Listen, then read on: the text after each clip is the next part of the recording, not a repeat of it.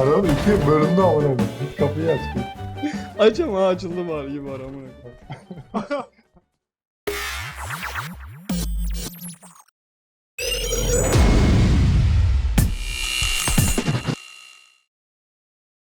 Evet arkadaşlar, bugün size Rust'taki en büyük iki farmdan bahsedeceğiz.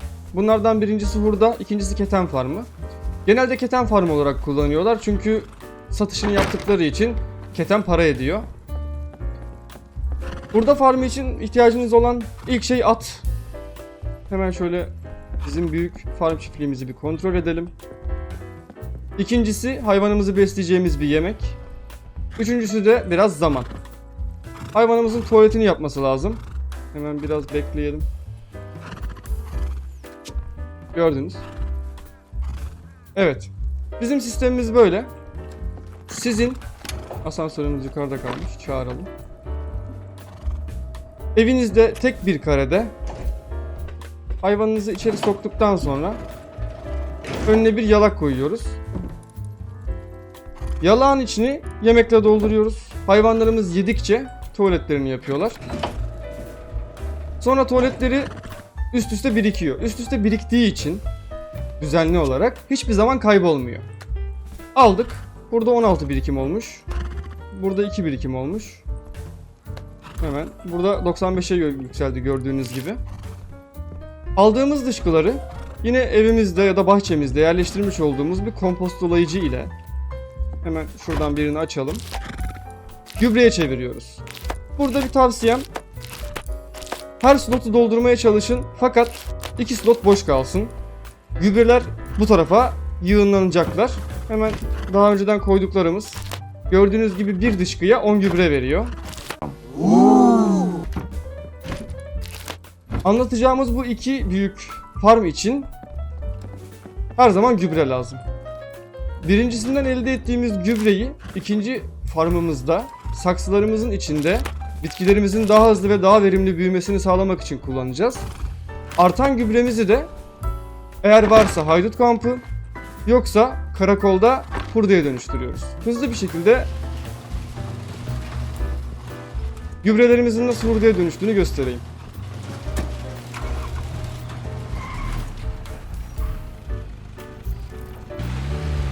Evet arkadaşlar, haydut kampına geldik. Şöyle hemen güvenli bölgede inelim. Gübrelerimiz üstümüzde. Dediğim gibi eğer haydut kampınız yoksa büyük bir ihtimalle karakolunuz vardır. O zaman karakoldaki otomatlardan birinden çıkacak. Hemen şöyle bir kontrol ediyoruz.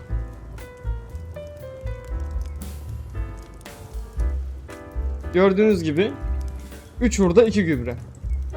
Nerede kalıyor? Sonda kalıyor. Hemen gidelim. Evet. Gördüğünüz gibi bu tek seferde 93'ten şu an stok yok diyor. Belli bir süre beklemek zorunda kalıyoruz. Buradan da baktığınız zaman turuncuya dönüyor. Hemen şöyle. Ortalama bir 10 saniye sürüyor. Ondan sonra stoğunu güncelliyor. Gördüğünüz gibi stoğunu güncelledi. Ortalama bir 15 saniye sürüyor. Ve her stok yeni güncellendiğinde 10 tane olacak şekilde güncelleniyor. Her 15 saniyede bir 10 tane daha satış yapabiliyorsunuz.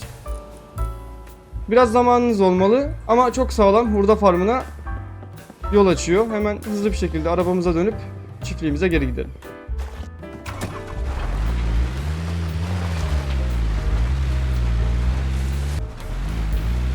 Evet arkadaşlar, evimize geldik.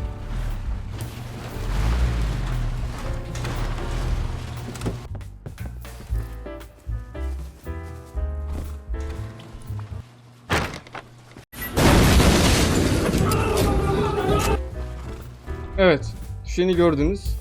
Gördüğünüz gibi sistemimiz çalışıyor. Hızlı bir şekilde gördüğünüz gibi çok kısa sürede çok yüksek gübreler elde edip daha sonrasında satıştan elde ettiğiniz hurdayla gelişip o hurdayla da farm sistemi için öğrenimlerinizi açabilirsiniz. Bizim farm yaptığımız odamız en üst katta. Bu oda sayesinde bir yandan hayvanlarımızı besliyoruz, öbür yandan da yaptığımız keten farmı ile klanlara satış yapıyoruz. İstediğiniz şekilde farm yapabilirsiniz. Bu satış için keten farmı olabilir. Kendiniz savaşta daha hızlı can yenileyebilmek için balkabağı farmı olabilir. Ben balkabağından örnek göstereceğim. Burada size farm yaparken dikkat etmeniz gereken püf noktalar, bilmeniz gereken incelikler ve birçok fazlasını birlikte görmüş olacağız. Öncelikle bizim sistemimiz hazır kurulu. Ben size hızlı bir şekilde bir nehir kenarında veya bir suyun yanında nasıl farm base atılır hızlı bir şekilde onu göstereyim. Evet arkadaşlar. Şimdi farm base için çok minyatür bir görsel atacağız. Büyük bir ev atmayacağım. Ben mantığını göstereceğim. Siz kendiniz yine istediğiniz gibi base'inizi ayarlarsınız. Hemen şöyle. Şurada alet dolabımız olur. Şuraya bir su varilimizi koyarız. 2 adet su pompası seçtim. Elektriğe ihtiyacımız var. Böyle elektrik içinde kulemizi koyalım. Siz kulenizi daha yüksek atmayı unutmayın. Evet, saksıya ihtiyacımız var.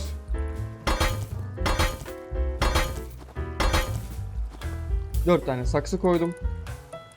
Evet, şuraya şimdilik bize yardımcı olsun diye elektrik eşyalarımızı yerleştirelim.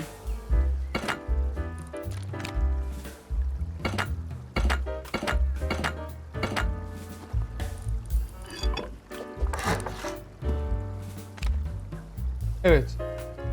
Birinci anahtarımızı ışık için kullanacağız. İkinci anahtarımız da dışarıdaki pompaların çalışması ve durdurulması için kullanacağız. Bunu yapmamızın sebebi de siz oyunda yokken bile sürekli ses çıkartıp insanları çok fazla buraya patlatmaya teşvik etmesin diye. Böyle elektriğimizi çekelim.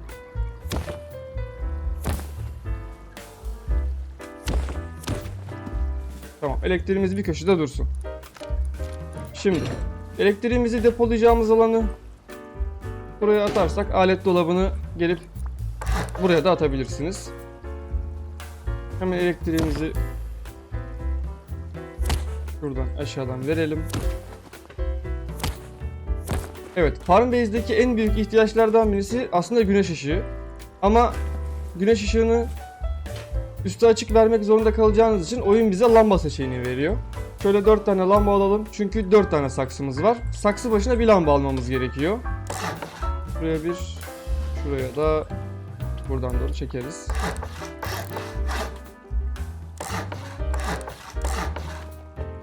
Saksıların tam ortasına denk gelecek şekilde lambaları yerleştirmemiz gerekiyor. Lambaları yerleştirdikten sonra lambalarımıza ışık verelim.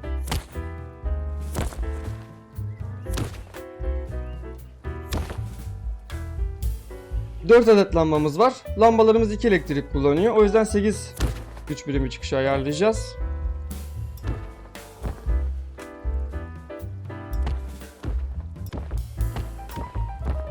Tamam. Sonuncuyu da attık.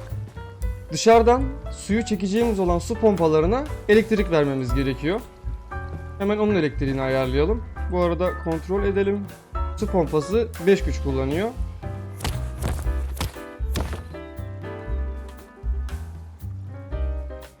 Böyle de yapabiliriz. Bölüştürücü kullanalım.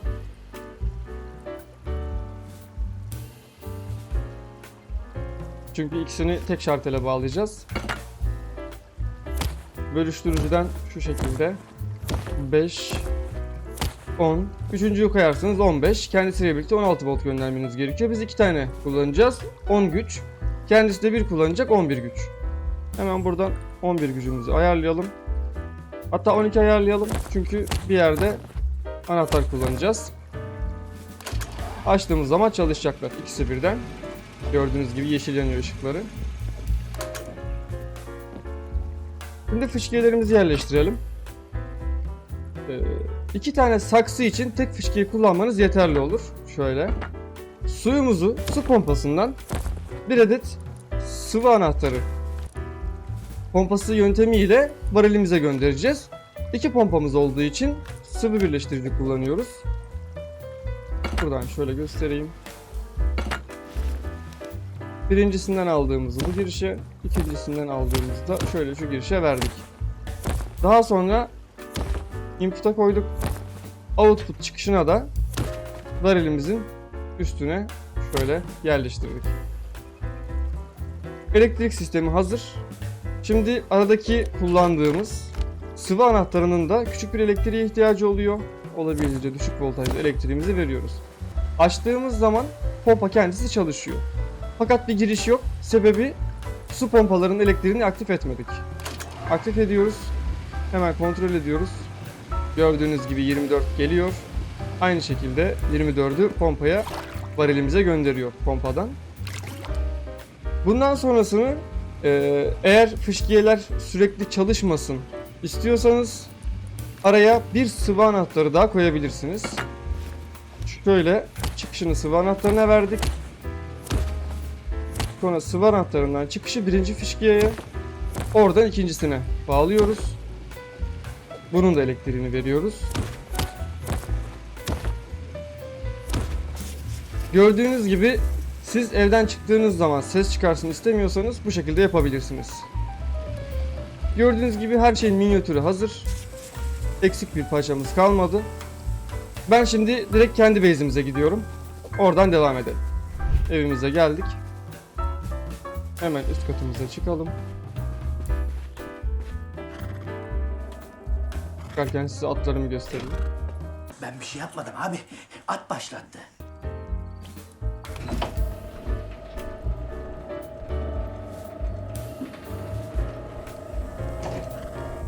Evet. Bizim farmımız burası. Öncelikle elimize tohumlarımızı alalım. Tohumu size kenebirle de gösterebilirim. Ben bal kabağı kullanacağım. İlk olarak bütün saksılarımızın su miktarlarının dolu olması çok önemli. Herkes bu konudan yakınıyor. Ne kadar dolu olursa tohumumuzun kalitesinin o kadar iyi olduğu düşünülüyor. Tabii bunlar çok önemli değil. Yeter ki tohumumuz o esnada suya sahip olabilsin. İlk önce doğru gende tohumu bulabilmek için tohumlarımızı yan yana ekebiliriz.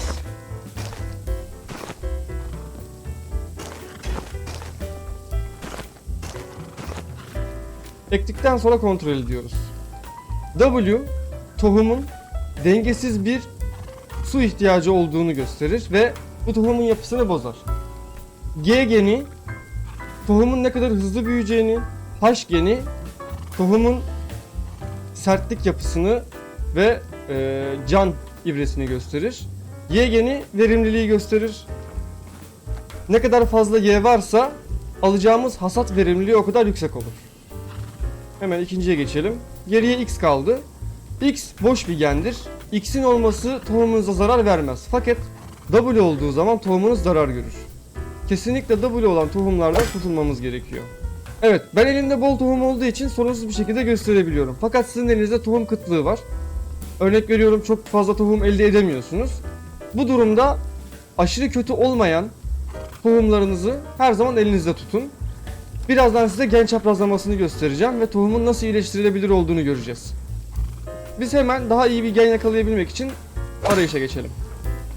Gördüğünüz gibi W'muz var. Bu W'muzu kaldıralım. Burada sadece X var. Gördüğünüz gibi 2 verimlilik, 2 sağlamlık, 1 hız var. Bu da kötü durumda.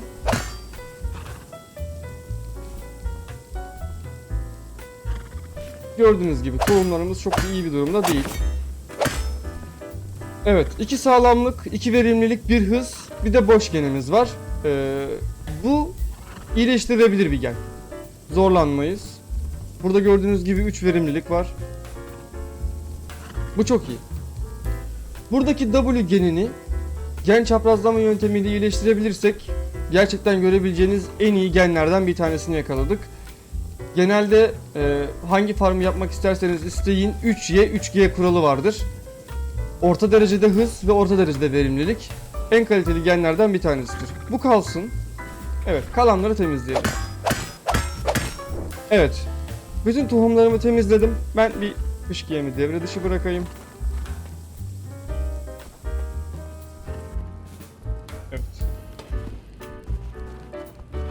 sağlıklı bir gen yakaladık. Biz daha önceden hayvanlarımızı beslerken zaten kullandığımız tohumlarımız vardı. Bunların klonunu aldık. Birazdan kendisi büyüdüğü zaman onun da nasıl klon alındığını göstereceğim. Evet, hazır genlerimizi kontrol edelim. Gördüğünüz gibi 4 sağlamlık, 1 verimlilik. 4 sağlamlık, 1 verimlilik. 3 sağlamlık, 1 verimlilik, 1 hız. Bu güzel bir tohum. Bu çok güzel bir tohum. Gördüğünüz tohumda 4 hız, 1 verimlilik var. İnanılmaz hızlı şekilde büyüyebiliyor. Şu gördüğünüzde inanılmaz hızlı bir şekilde büyümese de inanılmaz bir verimlilik elde edebiliyoruz. Şimdi bu iki tohum arasında bir melez yapmak istersek. Galiba şundan tek bir tane kalmış. Evet. Hemen kontrol ediyorum. Şurada da bayağı bir yeşilimiz var. Şöyle. Bunları elimize alalım. Şimdi gen çaprazlama yönteminde çaprazlanabilecek genler tek saksı içinde olmalıdır. Örnek veriyorum, bu saksının burasına dikmiş olduğunuz tohum bu saksının burasındaki tohumla birbirine etkileşime giremiyor. Şöyle de bir şey var. Tek saksımızın içinde iki ayırıcı bölme var. Siz çaprazlama yapmak istediğiniz iki tohumu biri buraya biri buraya olacak şekilde koyduğunuz zaman aradaki bölme çaprazlamayı engellemiyor. O yüzden amacımız ortaya iyileştirmek istediğimiz geni koymak. Şimdi kontrol ediyoruz. Şurada 4 verimlilik var. Verimlilik gerçekten çok önemli. Verimlilik tohumunu iyileştirmek isteyelim.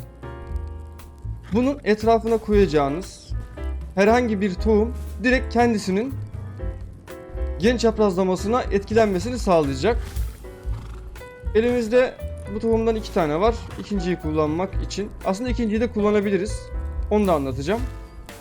Farklı tohumumuz şöyle buraya koyuyorum. G'ler ve Y'ler çatışmasını yapacağız. Bu gördüğünüz tohumda da şöyle 2 tane koyuyorum. G, Y, W. Burada bilmeniz gereken püf nokta, kırmızı bir gen 1,2 çarpanı, yeşil herhangi bir gen 0,6 çarpanı demektir. Sen ne anlatıyorsun be abla, gözünü seveyim be abi. Genler çaprazlanırken iyileştirmek istediğiniz tohumun etrafındaki genler sırayla kontrol edilir. Örnek veriyorum. En başta W genimiz var. Bunu etkileyecek olan yan genlerde bir W, bir G, 2G var. 2 tane G 0,6'dan 1,2 yapar. Çevresindeki kalan tek gen W. O da tek başına 1 yapar. 1,2 birden yüksek olduğu için gen çaprazlama işinde bu tohumumuz gen alırken G'yi alacak. Gördüğünüz gibi G'leri çok yüksek olduğu için olabildiğince hızlı bir şekilde etkilendi ve ilk aşamasında büyüdü. Seedling aşamasında stage'i görüyorsunuz. Bunlar daha seed, tohum aşamasında. İlk büyüyen ilk geni alır. Şimdi bu ilk büyüyecek. İlk büyüyecek olduğu için bunun etrafında bu saksının içinde koyulabilecek 5 yuva var. 1, 2, 3, 4, 5. 2 yuvası dolu. Şimdi bu gördüğünüz tohumun nasıl etkileneceğini anlatacağım size. Etkilenebilmesi için 2 tane yer var. Bu tohum birinci gende etkilenme yaşarken önce W sonra sadece G'yi görecek. W'nun katsayısı G'den büyük olduğu için birinci gen W olarak kalacak. İkinci genimiz G. Burası G, burası H. İkisinin de çarpanı 0,6. O yüzden %50 ihtimalle buradaki G'nin H'a dönme ihtimali var. Üçüncü genimiz kendisinde G olmasına rağmen diğer iki çaprazda Y olduğu için üçüncü genimizi Y olarak alacak. Evet, dördüncü genimizi %50 ihtimalle Y veya H olarak alabilir. Kendisi G olarak da kalabilir. Çünkü üçünün de çarpanı 0,6. Hocam X, hayır. Bana X'i bulma. X küp gördüğün... Hemen kontrol ediyorum. Bunun planlamasını yaptık. Bizim işlemimiz bittikten sonra birinci genimiz W kalacak. Hemen şöyle kontrol ediyorum. Ne olursa olsun üçüncü genimiz Y'ye dönüşecek. önce gen çaprazlamasına uğrayacağı için ilk büyüyen tohum kendisi olacak ve ilk gen çaprazlamasını kendisi alacak. Genleri değiştikten sonra etrafındaki bir sonraki büyüyecek gen çaprazlamasına uğrayacak tohuma yeni genlerinden verecek. Bu demek oluyor ki şu an kendisi Y. Bu arkadaşımızın en hızlı büyüyen arkadaşımız olacağı için üçüncüsü Y. Bu arkadaşımızın üçüncüsü Y. Bu arkadaşımızın da üçüncüsü Y. Ortadaki tohum gen çaprazlamasına uğradığı esnada üçüncü geni Y'nin dışına çıkmayacak. Şöyle kontrol ediyoruz.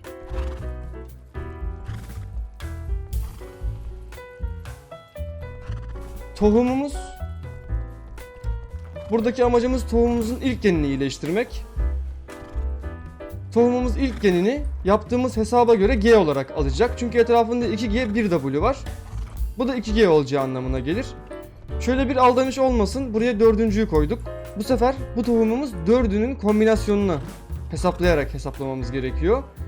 Burada bir W, burada bir H, burada bir G, burada bir Y olsa.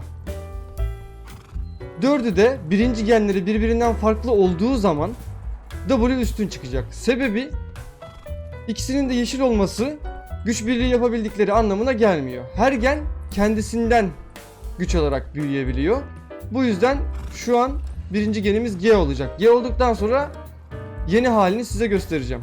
Şu an Seedling bölümünde. Seedling'den sonraki aşamayı da birlikte göreceğiz. Tohumlar büyürken bir suyumuzu açalım. Ve büyüme aşamalarını bekleyelim. Ben size parça parça aşamaları göstereceğim. Evet arkadaşlar, bir sonraki aşamaya bakıyoruz. Gördüğünüz gibi Seedling aşamasından sonra Sapling aşaması gerekiyor. Sapling'den sonra Crossbreed geliyor. Bu Crossbreed de hemen Sapling'den sonra ortalama 1 dakika duran bir aşama. Bu gen alma aşaması. Bundan sonra da artık olgunluğa geçiyor. Gördüğünüz gibi mature olgunluğuna da geçti. Gen alma aşamasında yeni genlerini aldı. Yaptığımız hesaba göre aynı şekilde 1W 1G olduğu için burası W. Gördüğünüz gibi sadece 3. genin değişeceğini söyledik. Bu da 2Y olmasından kaynaklı olarak kendisini mecbur Y'ye çevireceğini söyledik. Burası gördüğünüz gibi. Şimdi ortadaki gen hesaplamasını yapmıştık. Ve ortadaki gen hesaplamasında etrafında ondan önce gen almış yeni geni olan tohumların yeni genlerini dikkat etmemiz gerektiğini söyledik. Değişikliği olan gen bir etki yaratmayacak. Zaten kendi geninde Y. Etrafındaki bütün genler Y. Amacımız zaten başındaki W genini değiştirmek. Gördüğünüz gibi sapling %50, %58 oldu. %100 olduğu zaman artık gen aşamasına geçmiş olacak ve yeniden göstereceğim. Ardından size küçük bir tablo şeklinde farklı bir uygulamada gen çaprazlamasını yeniden anlatacağım. Evet arkadaşlar, kontrol edelim yeniden. Gördüğünüz gibi bitkiyi dikeli 25 dakika olmuş ve %92 sapling değerinde. Burada da 24 dakika olmuş, sapling %83.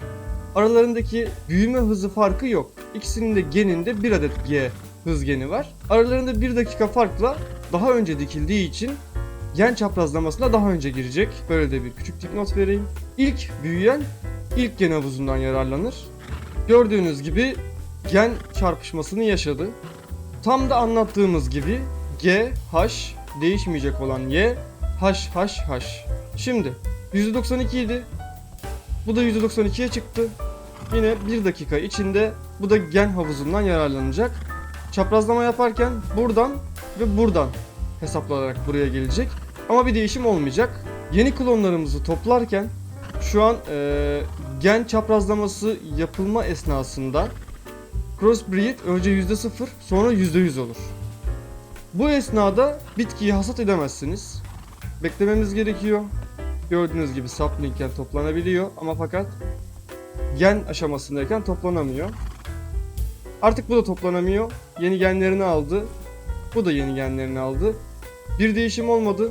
Çünkü etrafındaki genler onları etkileyecek kadar farklı değildi. Evet. Arkadaşımız Crossbreed'den kurtulsun. Hemen klonunu alalım. 4 sağlamlık, 1 hız, bir de verimlilik genimiz oldu. Daha önceden 4 verimlilik, 1 hızdı. Daha kötü bir hale geldi baktığınız zaman. Ama bu yöntemle gen havuzluyoruz. Başka türlü çaprazlama yapamıyoruz. maturaya geçti. Artık olgunlaşma aşamasında ve hasat edilebilir durumda. E'ye basılı kaldığımızda direkt hasat edebiliriz. Bu bize hiçbir şey vermez. Klonunu al dersek bize 2 adet klonundan verdi. Gördüğünüz gibi yeni genlerimiz. Herhangi birine E'ye basılı kalıp sadece klon al çıkıyor. Sebebi daha diğer ikisi gen havuzundan kurtulmadı. Gen aşamaları bittiği zaman klonu alınabilir olan her tohum için tek seferde tümünün kopyasını al seçeneği çıkıyor. Onu da hemen göstereyim. Artık hepsi hasat edebilir durumda. E'ye basılı kaldığım zaman hepsini hasat et ya da hepsini kopyala diye üstümüze alabiliyoruz. Şimdi klon çaprazlamasını size Photoshop'ta ya da Paint'te daha detaylı bir şekilde ve daha anlaşılır bir şekilde yazı üstünde göstereyim. Hemen diğer uygulamaya geçelim.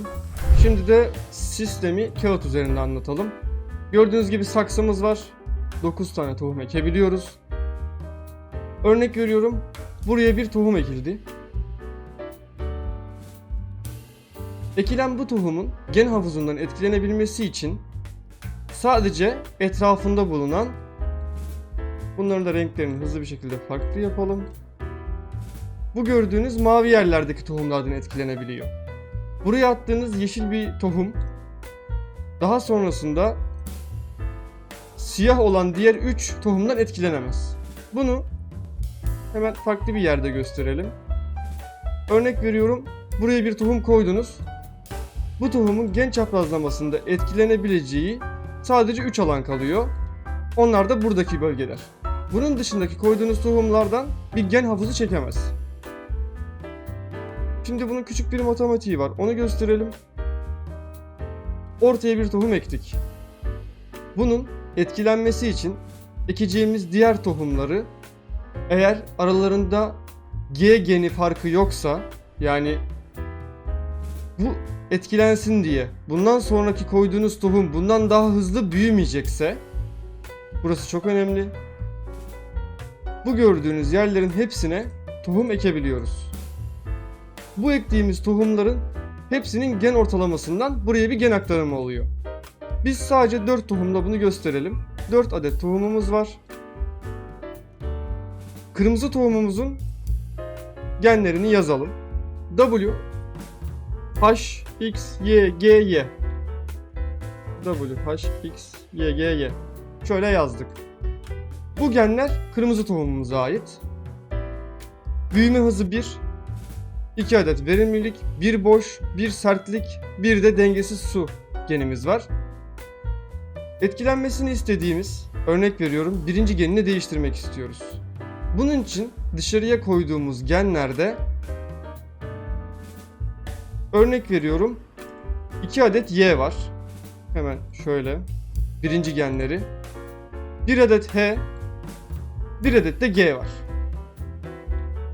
Kırmızı tohumumuz genden etkileneceği zaman kendisini matematikten dışarıda tutarak, buna dikkat edin, yani kendi genleri önemsiz bir şekilde dışarıdaki genlerin matematiğini yapar.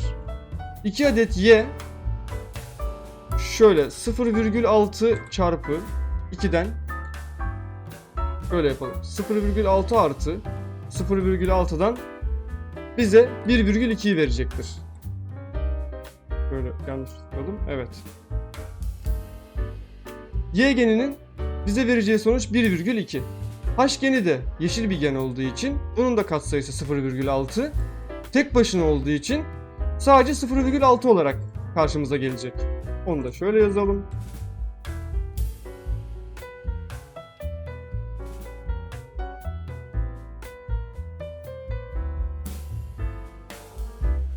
Bir sonraki gen G olacak. G geni de yine tek başına olduğu için 0,6 değerinde olacak. Bir matematik yapıldıktan sonra 1,2 diğerlerinden yüksek geleceği için W'muzun yeni gen havuzundan çekeceği gen Y olacak. Hemen şöyle yazalım. Yeni genin ismi Y olacak. İkinci genden gidelim. H genimiz, örnek veriyorum, bir H, ikinciye G, diğeri de G olsun. Buradaki arkadaş da W olsun. Şimdi matematik hesabı yaptığımız zaman ikinci gen bir adet H'ımız var. Hemen yazalım. H eşittir 0,6. Ondan sonra 2 adet G'miz var. G eşittir 1,2. Geriye bir W'muz var. Dediğim gibi W'nun katsayısı 1. Tek başına olduğu için de 1 var. Buradaki matematikte ikinci genimiz yapılan hesaplamadan sonra G genini alacağını görüyoruz. Birçok arkadaşın videosunda denk geldim. İşte elinizdeki sağlıklı genleri yan yana ekin, o size rastgele bir gen verecektir gibi anlatıyorlar ama öyle bir şey yok. Gen çekme sistemi komple matematiğe dayalıdır. Gördüğünüz gibi kendisi hesaplama yapılırken hesabın dışında kalır. Yine takıldığınız bir şey olursa yorumda belirtin. Biz aynı şekilde size yorumda yanıtlayalım. Bunun hesaplamasını yaparken birçok farklı site var. Örnek veriyorum, ona bir oran veriyorsunuz. Diyorsunuz ki benim genim bu. Onu şu genlerle çarpıştıracağım diyorsunuz. Size 3-4 farklı varyasyonda gen verebiliyor. Bunun da sebebi şu. 3. genimiz X. Diğer 4 tohumumuzda 2 adet Y, 2 adet Y geni var. Bu demek oluyor ki 3. gen havuzdan çekilirken 2 adet Y, 2 adet G'yi baz alacak. İkisinin de katsayı toplamı 1,2 olacağı için %50 ihtimalle buraya yeni oluşacak olan 6 tohumdan 3. gen ya G ya Y gelecektir. Bu da iki farklı gen varyasyonu oluşturur. Dediğim gibi eğer katsayıları hesaplarsanız çıkacak olan geni kesinlikle tahmin edebiliyorsunuz. Yine daha detaylı anlatım videoları istiyorsanız bize yorumlarda belirtin. Bunun gibi içerikleri takip edebilmek için abone olup bildirimleri açmayı unutmayın.